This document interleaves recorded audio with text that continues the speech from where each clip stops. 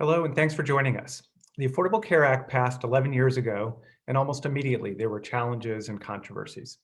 As the ACA went into effect, there were concerns that health coverage was still unaffordable for many, even after the substantial help provided by the law.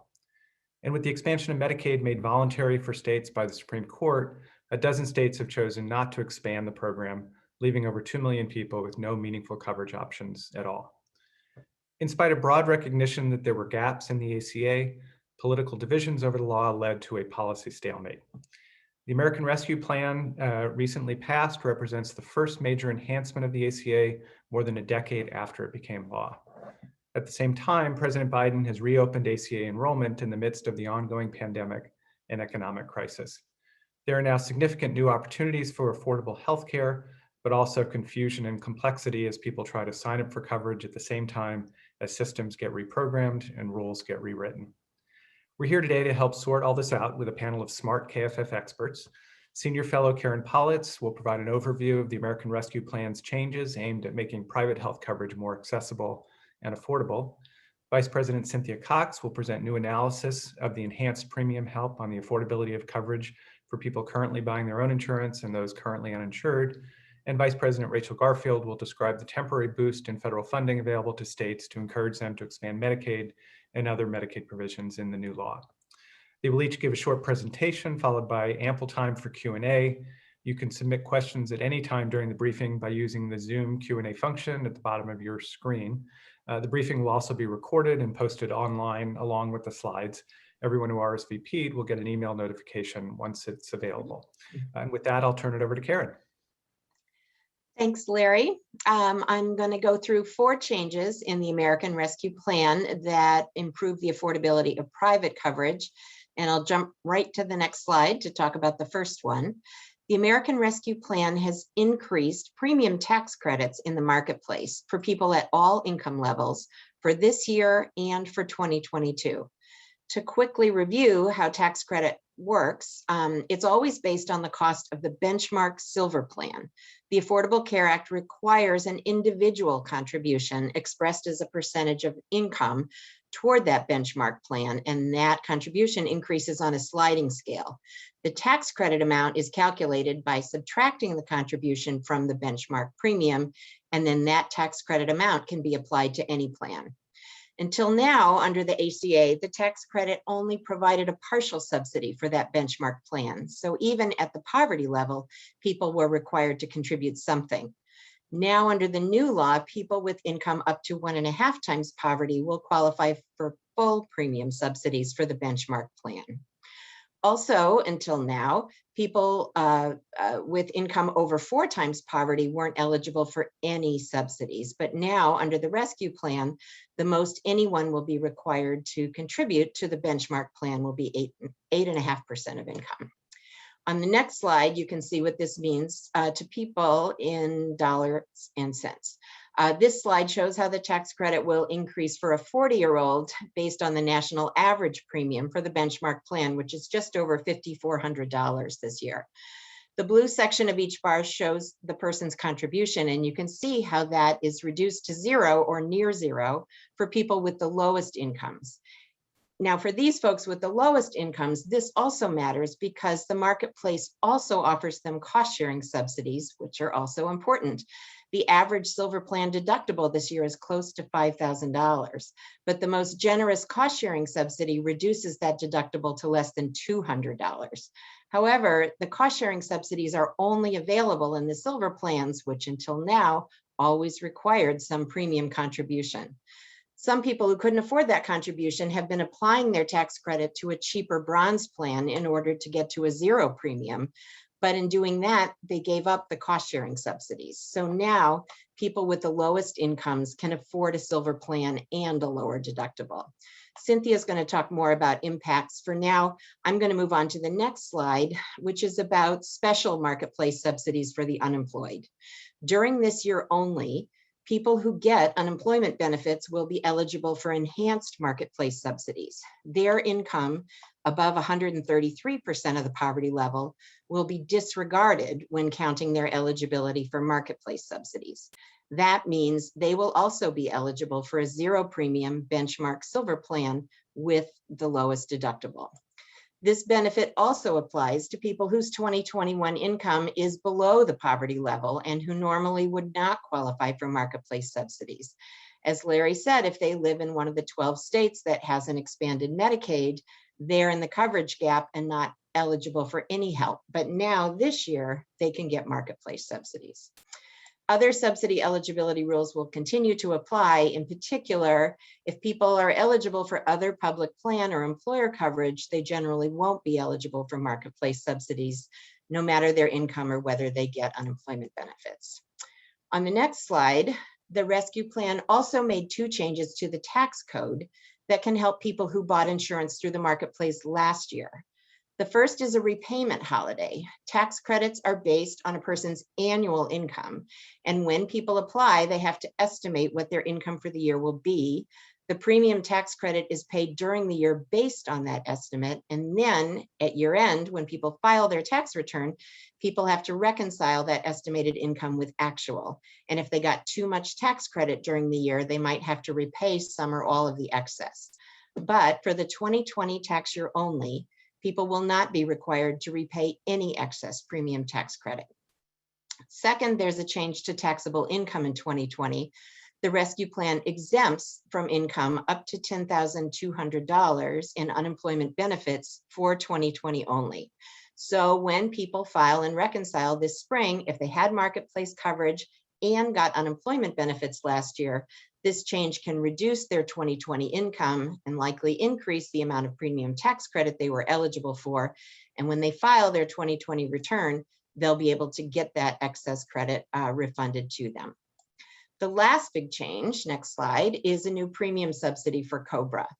COBRA, of course, is the federal law that lets people continue enrollment in their group health plan following a qualifying event such as job loss or divorce. The trick to COBRA, though, is that people have to pay the full premium, and that's often a deal breaker. On average, family coverage costs more than $21,000 this year. So the rescue plan created a new temporary 100% premium subsidy for COBRA this year. It's only for people whose qualifying event was involuntary loss of employment, so not for people who voluntarily quit and not for people with other qualifying events. The subsidy is only payable for up to 6 months this year, starting next week on April 1 and ending September 30th. And it will end earlier for people if their COBRA runs out before the end of September or if they become eligible for other job-based coverage. Now, people who can have this subsidy include those who are laid off going forward, people who were laid off earlier and elected COBRA and have been paying the premiums all along, people who were laid off earlier and elected COBRA but lapsed it because they stopped paying their premium. A special rule will allow them to resume COBRA and COBRA payments starting on April 1. And fourth, people who were laid off earlier and didn't elect COBRA, but who are still in the election period. Normally, you have 60 days to elect COBRA, but during the COVID emergency, election periods are extended by up to 1 year. And a special rule under the rescue plan says that if this group late elects COBRA now, their coverage and premiums will also resume on April 1. Soon, employers will be sending people notices about the new subsidy and the election rules. And then it's simple. You just elect it. The employer will pay your COBRA premium for up to 6 months, and they'll get reimbursed from the federal government. And that brings me to my last slide, which is about next steps. This is going to take a little time to implement. For the marketplace, healthcare.gov says it will have the new across-the-board premium tax credit increases available online by April 1st. People who are already enrolled are going to need to log into the site and follow the steps to get the new subsidies, which will start reducing their premium on May 1. The subsidy increase is for the whole year, so when people file their 2021 tax return next spring, they can collect the increase then for January through April. States and DC that run their own marketplaces may have somewhat different implementation timelines and rules. The special marketplace subsidies for the unemployed are going to take longer to implement. Healthcare.gov is saying probably by this summer. For the COBRA subsidy, federal agencies are also scrambling to work on guidance and model notices. Hopefully those will be out very soon. And for the 2020 tax changes, the IRS has extended the filing deadline for our 2020 returns to May 17th. And between now and then, they're developing worksheets and changes to tax filing software so people can get these benefits when they file. For people who already filed their 2020 return, the IRS is urging don't file an amended return just yet, but wait until further guidance. That's my summary, and I'm going to turn it over to Cynthia. Thanks, Karen. So I'm going to talk about some of our new findings from a study that we just released today. And what we did in this study is we're looking at how much people will save in premiums, as well as eligibility of the uninsured to gain either new subsidies or additional subsidies beyond what they were already eligible for. So first of all, I should say none of this is cheap. The CBO estimates that this will come at a cost to the federal government of about $34 billion over the next 10 years. And most of those costs will be concentrated in the first 2 years because this is just a temporary program. So what our study found is that the number of people who are eligible for a marketplace subsidy has increased by about 20%. That is shown in the green on the second column. And that's primarily for people who have incomes above 400% of poverty, because previously those people were eligible for no subsidy at all. Most of the people who are gaining subsidy eligibility have incomes between 400% and 600% of poverty. But there are some higher income people who will also be eligible for a subsidy if their unsubsidized marketplace benchmark premium crosses over 8.5% of their income. But as you can see from the chart, most of the people who are eligible for subsidies are still making below 400% of poverty. This is still a pretty low income group of people who are buying their own coverage and getting subsidies.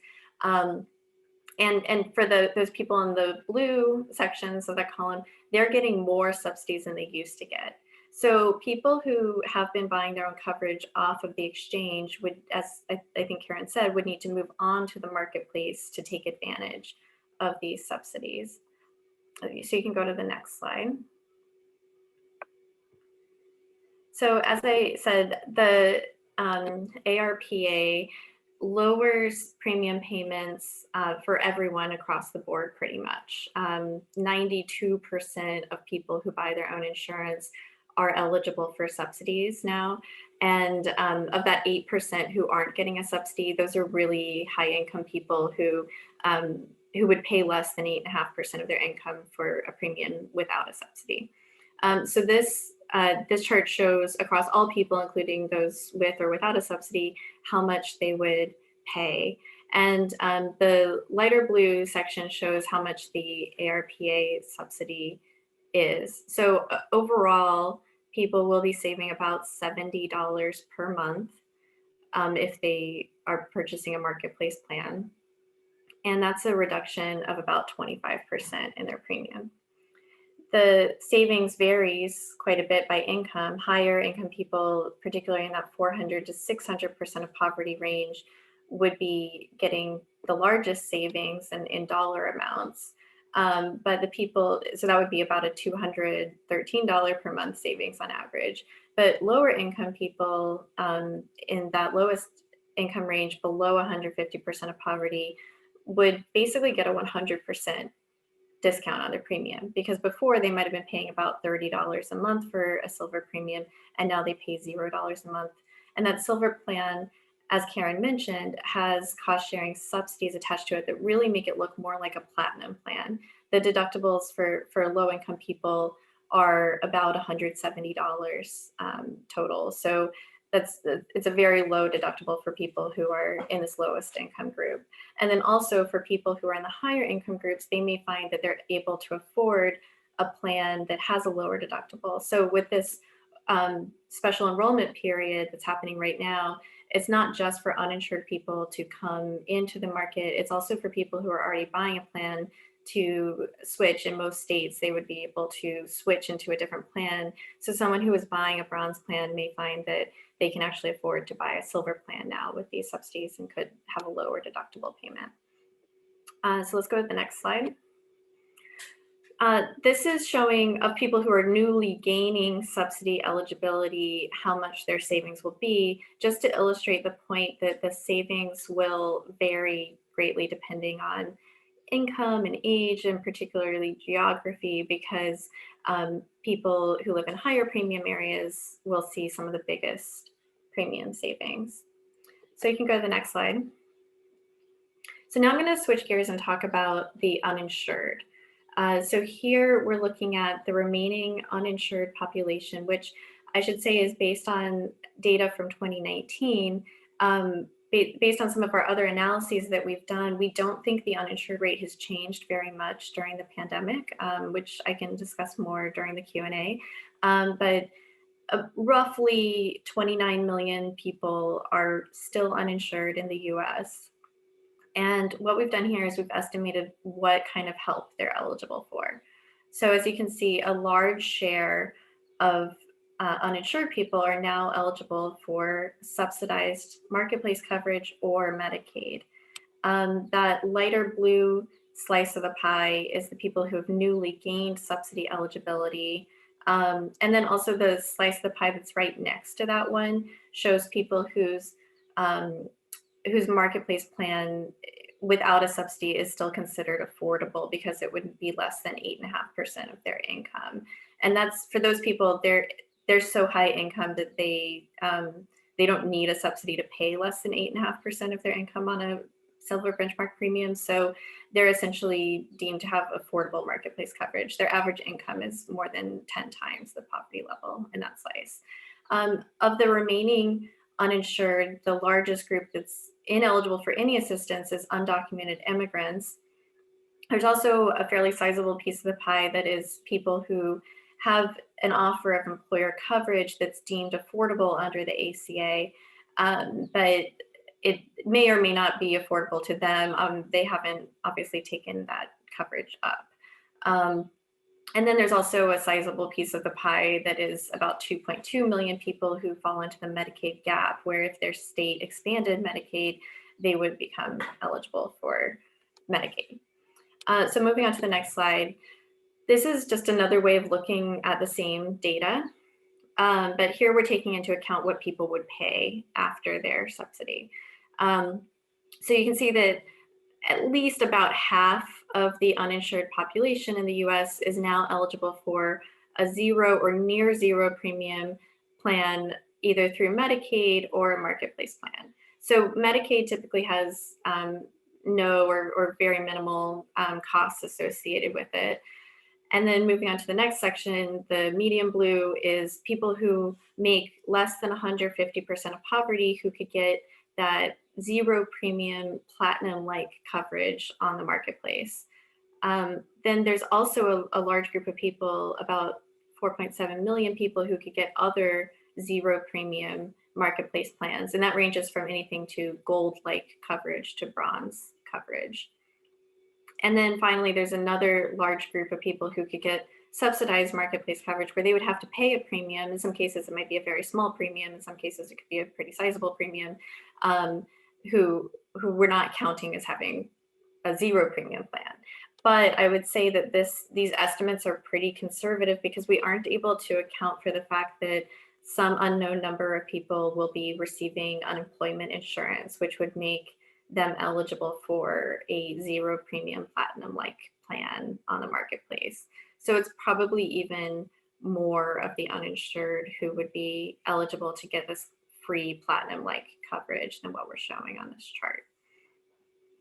If you go to the next slide, we have some resources for people who want to compare. As Karen said, these subsidies won't show up for a few more days on healthcare.gov, but in the meantime, we have a subsidy calculator, which is shown on the left, and this is gives very specific estimates. Most of the time, it'll be to the dollar of what people would pay for their very specific, income and family size and age and where they live.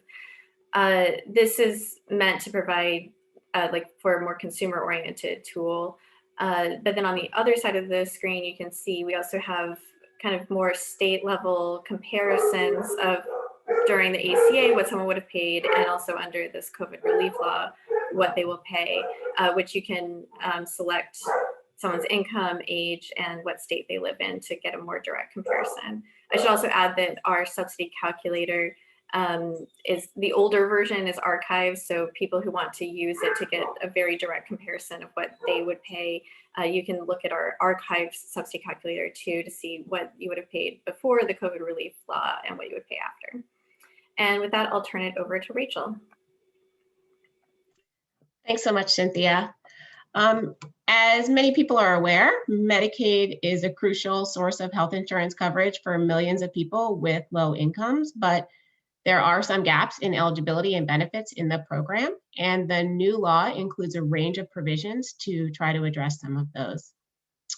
Here I've provided an overview so you could kind of get a sense of the range. The new provisions include coverage provisions to address the coverage gap, as well as extend coverage postpartum for women who qualify through a pregnancy-related pathway, as well as provisions to extend benefits for Medicaid home and community-based services, some clarification to coverage for COVID-19 vaccines, and some increased federal dollars for some very targeted benefits, such as crisis intervention services, strike teams for nursing facilities.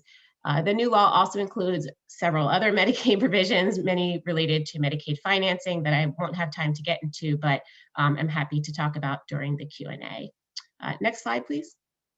So digging into the first coverage provision, this incentive really aims to help the more than 2 million people who are in the Medicaid coverage gap due to their state's decision not to expand Medicaid under the ACA. So these are individuals whose incomes are below the poverty level, so they do not qualify for subsidies in the federal marketplace, absent the UI benefits that Karen talked about earlier. But their incomes are above the Medicaid income limits in their state. Now, under the ACA, the federal government initially covered the full cost of expansion. That has phased down to 90% and would continue under this new provision, with states covering 10% of the cost of expansion. What this new provision does is it provides an incentive to states that have not yet implemented the expansion, where they can get a 5 percentage point increase in the federal share of cost for their non-expansion spending. So this is Medicaid spending for children, for some of their parents, for people with disabilities, and for older adults. And the reason that this is significant is that even in states that have expanded Medicaid, most program spending is actually in this traditional program. So in states that expanded Medicaid, about 80% of program spending is for the traditional program. So this means that states would be drawing down increased federal funds for the majority of their program. We estimate that in every state, the increased federal dollars that states would draw down under this incentive would more than offset the state dollars that they would have to spend for their share of the expansion. So overall, states would draw down $16.4 billion in new federal funds to cover the cost of their traditional program. They would spend $6.8 billion for their share of the cost of expansion, for a net of $9.6 billion in federal funds over the 2-year period. The 5 percentage point increase is only available to states for a 2-year period. And so we looked at what this would mean just over that 2-year period. Now, as I'll discuss in just a couple of minutes, this is a state option. And so it remains to be seen how many states will take it up and which states will take it up. But there definitely is some state interest in this incentive. Next slide, please. The other major coverage provision in the new law addresses postpartum coverage for Medicaid. As many people may know, Medicaid is a major payer for both prenatal care and labor and delivery services in the U.S., covering almost 50% of births. And Medicaid eligibility for pregnant women ranges from 138% up to 380% across states. But right now, that coverage ends 60 days postpartum. There has been a growing body of evidence that has looked at morbidity and mortality in the postnatal period, showing that it really does extend beyond that 60-day period, as well as a lot of attention on disparities in infant mortality and maternal health. And so what the law does is provides a new state option that allows states to extend Medicaid pregnancy-related coverage for a full year postpartum. The reason that this is important is that right now, particularly in states that have not expanded Medicaid, at 60 days, many women face a coverage cliff where the income eligibility levels for parents in those states are so low that unless they are making a very low income, they would not qualify for Medicaid and would lose their coverage. So this has the potential to greatly expand coverage and eligibility for women following childbirth. Next slide, please. The last provision I want to touch on is the increased federal dollars for Medicaid home and community-based services. Home and community-based services are used primarily by people with disabilities and older adults who need personal care services or home health or adaptive technologies in order to remain in their homes or another community setting. As many people are aware, the pandemic has hit the long-term care community extremely hard, with people who reside in nursing facilities bearing a disproportionate share of cases and deaths due to COVID-19. It has also affected people with disabilities who are residing in the community. So what this provision does is it provides a short-term infusion of federal funds to help states start to build out their community-based programs and support those systems. The funds are available for just 1 year, and states must enhance their spending. They cannot use this to offset their state spending. So this is going to lead to an overall increase in program spending for home and community-based services. There's a range of activities that states can undertake with these dollars. They can support the workforce, offer new benefits, including mental health and rehab services, or serve more enrollees. Next slide, please. So to wrap up, I just wanted to highlight a few questions that we're going to be watching, as well as many others going ahead. I think the big question that a lot of people are asking is how many and which states are going to take up these new coverage options. While it is true that a couple of states have come out and said we are not interested in the FMAP bump, other states are pursuing it, most notably Wyoming, where a law passed the House just yesterday, I believe, to pursue the new coverage. And there has been some discussion in some other states as well. We do anticipate many states will be interested in the postpartum expansion. There are some states that are already doing this with their state-only dollars, as well as some states that have applied for waivers to do some piece of this as well. Another big question that I think many of us are going to pay attention to is several of the initiatives are time limited, and so it will be interesting to see how that affects either take up or implementation of these. And then lastly, just to highlight that these provisions are being rolled out in the context of a lot of other things going on in Medicaid policy, including in some states, some tight fiscal environments. So there's a whole host of factors that are going to be driving implementation and rollout of these. So with that, I'll turn it back to Larry to get us going on the Q&A portion. Thanks, Rachel. Well, if it wasn't obvious from all of that, this is all quite friggin' complicated. So not surprisingly, we have a lot of questions. And just a reminder, you can submit questions through the Q&A link at the bottom of the Zoom app. In addition to the panelists, we're also joined now by Robin Rudowitz, who's Vice President and Co-Director of our program on Medicaid and the Uninsured, and also Usha Ramji, Associate Director for Women's Health Policy.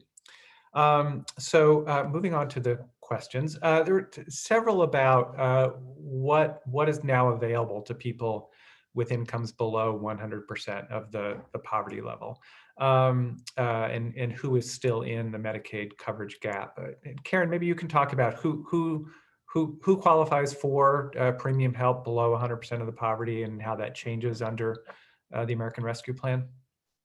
Sure. The general rule is that you have to have income of at least 100% of poverty to qualify for marketplace subsidies.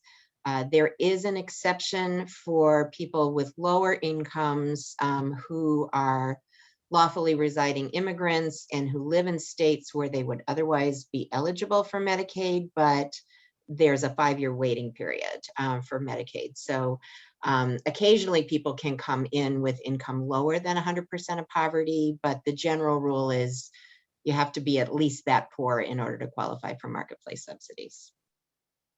And how about who under the American Rescue Plan? Who gets added? Is it just unemployment benefit recipients? Yeah. So the unemployment benefit, and it's not clear how many people this is actually going to catch, but the unemployment marketplace subsidy provision first says that people who receive unemployment benefits are applicable taxpayers. That's sort of a first requirement, which says you have to have income of at least 100% of poverty in order to come in. So they sort of get that taken care of. And then whatever their actual income would be, if it's higher than 133% of poverty, the additional income is disregarded so that they get the best level of marketplace subsidies. If their income was already above, if they were already eligible for Medicaid, then they're going to continue to go into the Medicaid program. So there may be a little slice of people in the coverage gap who are unemployed and who get to come into the marketplace with subsidies just for this year. Great. And while you have the floor, Karen, there were also a couple questions about the tax holiday for people enrolled in coverage last year when they filed their taxes this year. And does that just apply to people over 400% of the poverty level, or anyone who received a tax credit and would have owed some money back on that tax credit? Right, it's for everyone. So there was a lot of uncertainty. I think last year there was so much changing with people coming in and out of work. Also, the federal government changed a couple of times the availability and the amount of supplemental unemployment benefits that people got. And it just got even harder than usual to predict and kind of keep on top of what your income was. So everyone still has to file a 2020 return if they got tax credits last year. You still have to fill out Form 8962. But if that says that you owe money back, you can skip that part. But if you're owed money back, you can still collect it.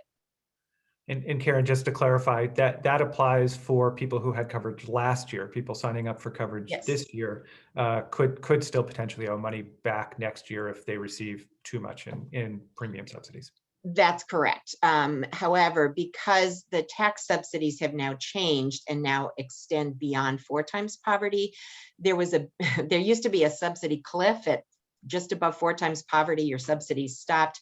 And if you misestimated and your income went over 4 times poverty, you had to repay everything that you received in tax credits the prior year. Now, with the higher subsidies, there'll be a limit on how much anybody has to repay if you end up overestimating and collecting too much credit. Great. We also had several questions about what's known as the family glitch. Cynthia, can you explain what the family glitch is and whether the American Rescue Plan does anything for people caught in this glitch? Yeah, so the family glitch is basically there's people who have employer coverage, generally speaking, should not be buying marketplace coverage because if they have an offer that's deemed affordable under the ACA, then they don't, like, quote unquote, need access to the subsidies on the marketplace. And affordability in the ACA of employer coverage is based only on the employee. So if the employee would have to spend it's like a little bit more than 9% of their income on their employer plan, then they and their family members would be eligible for marketplace subsidies. But if the employee has to spend less than that, then they are deemed to have an affordable offer, not only for themselves, but their whole family. And it could cost much more to add their dependents onto their health plan. So that's been called the family glitch, meaning that family members or dependents often are not eligible for subsidies on the marketplace. The COVID relief legislation does not do anything to, quote unquote, fix the glitch. However, it does by making COBRA subsidies available to people, that might catch some people who would have otherwise fallen into the family glitch and not had any other coverage option. So that might help some family members through COBRA, but it doesn't really address the glitch itself. There is some expectation that the Biden administration might come up with an administrative fix to the family glitch, although that's yet to be seen. And I should add, President Biden proposed during the campaign to eliminate what's known as the firewall for subsidies that exclude people with access to employer coverage from qualifying for premium subsidies on the ACA marketplace. Under President Biden's campaign proposal, if people had employer coverage that was unaffordable to them, and felt they could get a better deal on the ACA marketplace or under the public option that President Biden also proposed, they could make that choice instead. The American Rescue Plan, while it increases the premium subsidies along the lines of what President Biden proposed in the campaign, did not include that elimination of the firewall. So as Cynthia said, people with access to employer coverage that meets the affordability standards in the law are excluded from receiving marketplace subsidies. So we had a question about the postpartum coverage, and Usha, maybe I'll bring you in on this. First, if you could explain a little bit kind of what sort of the policy rationale for this. What are the effects of eliminating health coverage for women 60 days postpartum, and then also who would be eligible for this if a state took up the option? Would it just be lawfully residing women? Would it apply to recent immigrants, to undocumented immigrants? Sure. Well, like Rachel said, currently, prior to the pandemic, federal law requires that all states cover pregnant women under Medicaid up to at least to 138% of poverty, although many states go above that, through 60 days postpartum. After that 60 days, what happens to a woman's coverage really depends on choices that the state has made, both in terms of the parent eligibility levels, which Rachel showed are much lower than for pregnancy, but also really primarily whether they've expanded Medicaid under the ACA. In states that have adults, many women remain eligible for coverage through the ACA expansion. But in non-expansion states, what you saw on the chart that Rachel showed was there's a pretty sharp cliff from pregnancy income eligibility levels to parents. So now many women, as a result, it's particularly non-expansion states, end up losing coverage and many become uninsured. So what the law does now is allows that postpartum period to go through a full year. And there's really been a lot of attention around maternal health and really recognizing that the postpartum period is much longer than 2 months.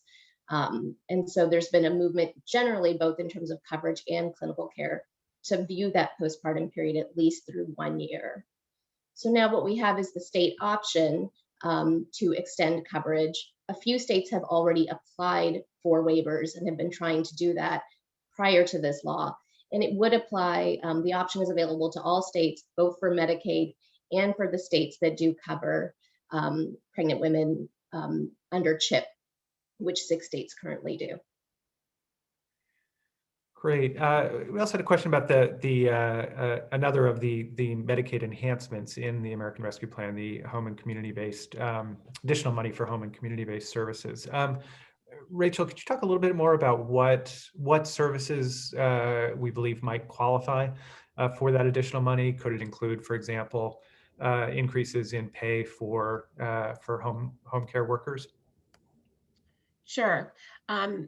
Yes, the short answer is yes, it could. So currently there is a wide range of HCBS services that states provide. They provide them through a range of mechanisms. Some are very targeted services, some are broader. And under the new increased federal funding, there is also a range of what states could do with those funds, including several things that are targeted towards workforce, increasing payment rates or retainer payments to providers. There is a long-standing problem or challenge with the long-term care workforce in terms of supply, availability, and that has been exacerbated over the past year or so due to the pandemic. So certainly it is reasonable to expect that some states will use the increased funds to target that problem, that longstanding problem. But then I think there is the hope and expectation that additionally states will look to expanding the benefits that people are providing as well. There's also a focus, I think, one thing I didn't get to talk about is, nursing facility occupancy rates are very low right now, not surprisingly. And so there's a focus on but the need and the demand did not disappear during the past year. So there's also a focus on helping people with the transition out of facilities if they were in them before, or being able to stay in their community-based setting. And so that would require, in some cases, additional services available to people. Thanks. So we had a whole bunch of questions about some of the logistics of how this will all work, particularly in the marketplace. So Karen, I'm going to put you on the hot seat here and grill you on these. So first, for someone who is buying ACA coverage outside of the ACA marketplace now, likely because their income is above 4 times the poverty level and they didn't qualify for subsidies, they may now qualify for subsidies. Will they be able to switch to an on-exchange plan and access a subsidy? In healthcare.gov states, they definitely will. The federal government has already said that. The marketplace is open through mid-August. So anyone who's already covered in an off-exchange plan can come into the marketplace and apply. There may or may not be kind of separate sort of deals worked out with insurers so that, for example, they would transfer claims that had already hit your deductible in the off marketplace plan into the on marketplace plan. That is yet to be worked out. But in state-run marketplaces right now, it's unclear in some states. All of the state-run marketplaces reopened enrollment during the pandemic for a limited period of time, but in many state marketplaces, only uninsured people can sign up now. I think state marketplaces are revisiting that, and hopefully they will also allow people who are insured in off-marketplace plans to come on if they need to get that subsidy, and also for already enrolled marketplace folks who might be able to get a more affordable plan with lower cost sharing to allow those kinds of plan changes during this special enrollment period as well. And just to punctuate the issue around the deductible, I mean, someone who was buying, let's say, a bronze plan outside the marketplace now with no premium subsidy would have a deductible of thousands of dollars. Yep. If they switch to a marketplace plan now that they're eligible for premium subsidies, that could certainly provide them some significant relief. But if they had to start the deductible all over again, that relief could easily disappear. The premium subsidy enhancements in the American Rescue Plan are retroactive to January 1st, 2021, even though they won't show up on healthcare.gov till April 1st. How will people get these retroactive subsidies if they're already buying marketplace coverage and receiving a subsidy now? So again, in healthcare.gov states, you'll just be able to get the tax credit in real time this year going forward, but everyone who gets a tax credit this year is required to file a 2021 return next spring. And at that point, they'll be able to claim as a refund any uncollected premium tax credit increase that they didn't get for January through April. Some of the states are looking, I think California, for example, in their state-run marketplace is looking at automatically applying this increased premium tax credit to people. That'll be interesting to see how that works out, and even figuring out a way to kind of automatically apply the back increase for the first couple of months of the year, before this could be implemented. So however it works in your state marketplace, you still will have to file a tax return, and you still will have the opportunity to reconcile. And by next spring, you'll be able to, at the latest, you'll be able to get all of the tax credit increase that you were eligible for this year. And Karen, there are some state marketplaces, and just to clarify, states can run their own marketplace, and they run the eligibility system and the plan selection process. There are some state marketplaces that are automatically applying the enhanced subsidies to people who qualify for them, right? Yes, there are a couple. I think California has said they're going to try to do that. Rhode Island. You're going to, if you enroll through a state marketplace, you're going to need to kind of check back in at your state marketplace website to see how this is going to work, and perhaps even get in touch with an assister or call the marketplace call center to make sure you understand. Okay, I'll take you off the hot seat for a little bit. It was a question about how eligibility determination works in the marketplace for people who qualify for Medicaid. So someone applies to the marketplace, but they're in a state that expanded Medicaid and they do qualify. Rachel, how does that work? Well, to some extent, it depends on what platform the state is using, whether they're operating their own marketplace or they're using the federal platform. But in general, what happens is the individual is screened for eligibility, and if they are determined Medicaid eligible, they are either automatically enrolled, depending on whether the state has that set up, or referred over to the Medicaid department for final determination of their eligibility. So in fact, we have seen from data from past open enrollment periods that a lot of people who apply for coverage through the marketplace do ultimately get determined to be Medicaid eligible. So it is an important pathway to coverage for many people. So Cynthia, you had mentioned in your presentation that in our analysis that we released today, we were using the latest federal survey data, which is for 2019 on the number of people who are uninsured and their characteristics and incomes. And you had mentioned that some other analysis we've done suggests that the number of people uninsured has not changed that much since then. And one questioner was interested in what that analysis is and why we believe that. Sure. So unfortunately, there's not really good real-time data on the uninsured rate. It usually takes a year or so to really know what happened using federal survey data. But what we were able to do to get more contemporary estimates was to use what health insurers are filing to state regulators, which they do on a quarterly basis, to see how much their enrollment has changed.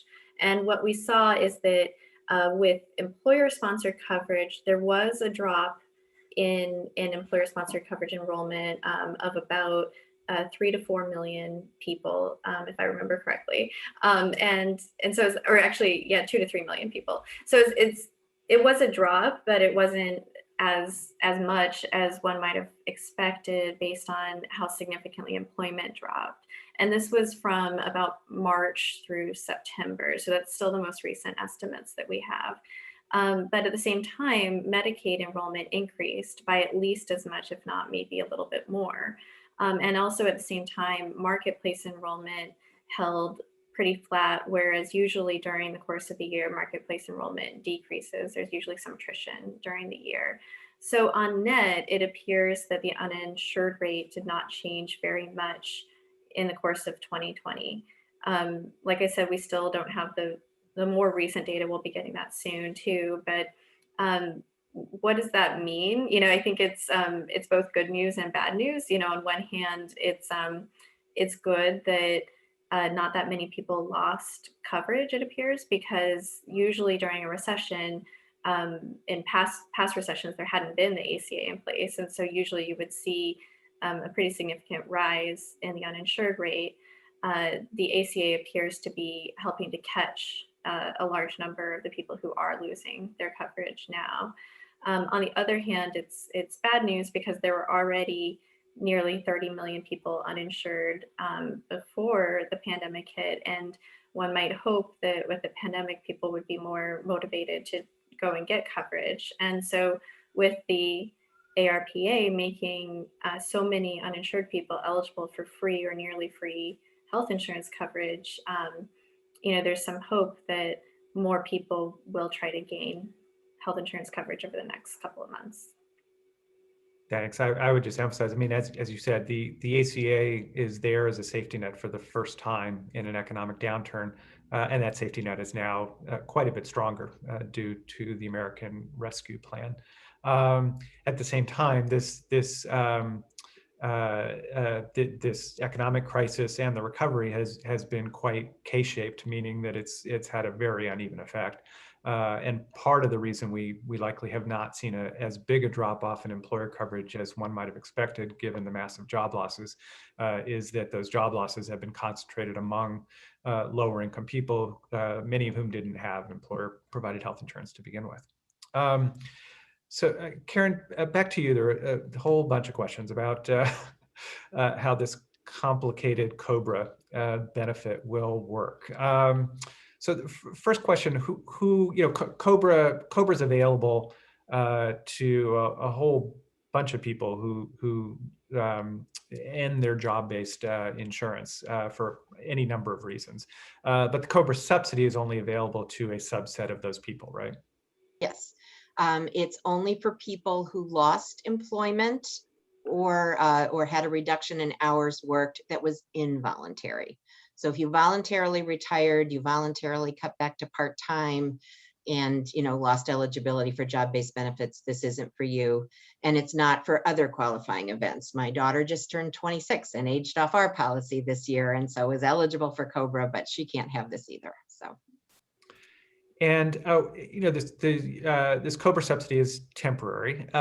So what happens when it ends? What are people's options at that point? When it ends, you definitely have the option of continuing on COBRA unsubsidized if you haven't already exhausted it. It is likely, there hasn't been an announcement yet, but it is likely that you will have a special enrollment opportunity to look again at the marketplace and see if you can maybe come in there and buy private coverage on your own for less cost than the COBRA. We're waiting on guidance from that, but the signals are pretty strong that that's going to be a possibility.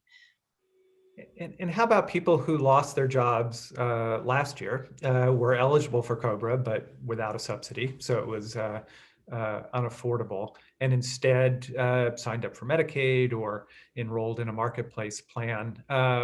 Could they now switch back to COBRA and get a subsidy? They can. So two things changed. One, even before the rescue plan, there was emergency relief provided by the federal government extending COBRA election periods. So that's for everybody. If you lost your job last year, or your job-based coverage, whether it was a layoff or you got divorced or whatever, you have up to an additional 1 year to elect COBRA. Normally, when you elect COBRA, the coverage goes back to your qualifying event and the premiums go back to your qualifying event. But for people who are eligible for the subsidy, you're going to kind of leap ahead to April 1st and join your COBRA then and start paying your premiums then, and then you can get this subsidy, assuming it's all set up by April 1. And we did have a question. Is it really going to be set up by April 1? Well, April 1 is a week from now, so we're cutting it a little close. And I've certainly been on the phone with a lot of people in the last 2 weeks who are looking at April 1st. So we don't have guidance yet from the federal agencies. Hopefully that will be out soon. That guidance is then going to inform the employers and the COBRA administrators. They're the ones that need to send out notices to all of the people who are still eligible to elect or who are already on COBRA. So it might not be right at April 1st. If you're worried, it's worth it to call your COBRA administrator now and just see what do they know. Some are on top of it. Some have been following this. I had talked to one person whose COBRA administrator said, yeah, we know. Go ahead and pay the April premium and we'll refund you by the end of the month. But I talked to another person whose administrator hadn't heard about any of this and didn't know what she was talking about. So there's just going to be kind of a little treacherous time space while we wait for this to all get set up. It might not be April 1st, but hopefully there will be guidance that addresses what happens to people when there is an implementation delay and finds a way to make them whole for this limited subsidy. And we have data on this, but it's, COBRA premiums are hundreds and hundreds of dollars a month. So particularly for someone who's not working, which are people who would qualify for COBRA, paying that premium even with the expectation that it will get paid back could be quite difficult. Yeah. So we had actually several questions about around the fact that families are complicated. For example, and two people asked this, what if you are unemployed but your spouse is still working? Is it just the unemployed spouse who can get the zero premium plan, or can the whole family get a zero premium plan? Is this for COBRA or Marketplace? Sorry, for Marketplace. Yes. Yeah. So when you apply, if you're applying for family coverage, then this help goes for your whole family.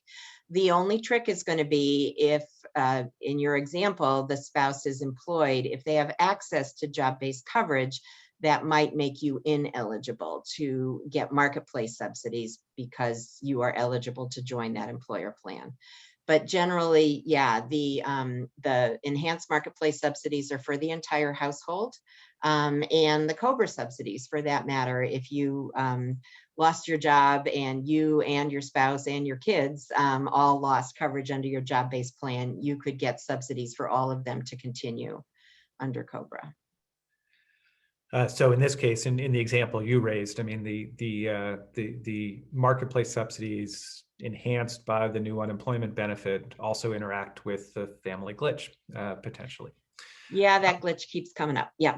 So we had a question about, back to you, Cynthia, about the CBO report. And you mentioned CBO's estimates of the cost. Could you talk a little bit about CBO's estimates of the costs, where they think those costs come from, and what they estimate about the potential enrollment for the American Rescue Plan subsidies, particularly among people who are currently uninsured? Sure. So the CBO is projecting that the net cost, like the total costs minus any savings from these tax credits, would add about $34 billion to the federal deficit. Most of that money is going towards people who were already eligible to be signed up on the Marketplace. I think they said that about a third would go to people who would be newly signing up for coverage. In order to come up with these cost estimates, the CBO has the unenviable job of trying to predict human behavior. And so they need to know how many people are going to be signing up for the subsidies in order to figure out the federal cost. The CBO estimates that about I think it was 1.3 million people would gain coverage next year. And 1.7 million total would be the increase in Marketplace enrollment. So a little over 1 million people would gain coverage with a significant federal cost associated with that. But I want to underscore that most of that cost is not just going towards getting new people to sign up for coverage, it's also going towards helping people who are already buying their own insurance afford to keep that insurance. And the people who buy their own insurance tend to be people who are either self-employed or working at a very small company, or people who are between jobs. So you can imagine that people who are buying Marketplace coverage may have been disproportionately affected by the pandemic and may have a lot of volatility in their income, or just a difficult time affording insurance right now. So the idea isn't just to try to increase the number of people with insurance coverage, it's also to make the coverage that people already have affordable so that they can keep it. Thanks. Well, we have many more questions, but unfortunately are coming up to the end of the hour, so have to stop there. I would say there is a lot going on right now in health coverage. There's the special enrollment period that President Biden established, and that has now been extended. There are the additional subsidies offered under the American Rescue Plan, the full subsidy for COBRA coverage, the incentive for states to newly expand Medicaid, with some states now reconsidering their decision not to expand, and potentially a broader health plan coming from President Biden and Congress following up on President Biden's proposals during the campaign, which included not just the increased subsidies that we've seen in the American Rescue Plan, but also creation of a public option, lowering the age of Medicare eligibility to 60, allowing the federal government to negotiate drug prices, and covering people in the Medicaid gap through the public option. So I think the political stakes of the next several months and how successful this special enrollment period is, along with a renewed outreach campaign and the increased help provided in the American Rescue Plan, the political stakes of the next few months are high and could very well influence a next healthcare debate, which we could see quite soon. So thanks everyone for joining us. Thanks to the amazing panel of experts. And as I said, we will put the recorded version of this online. You'll get an email notification of that, and the slides will be available as well. And we're always available to answer more of these complicated questions. So again, thanks for joining us today.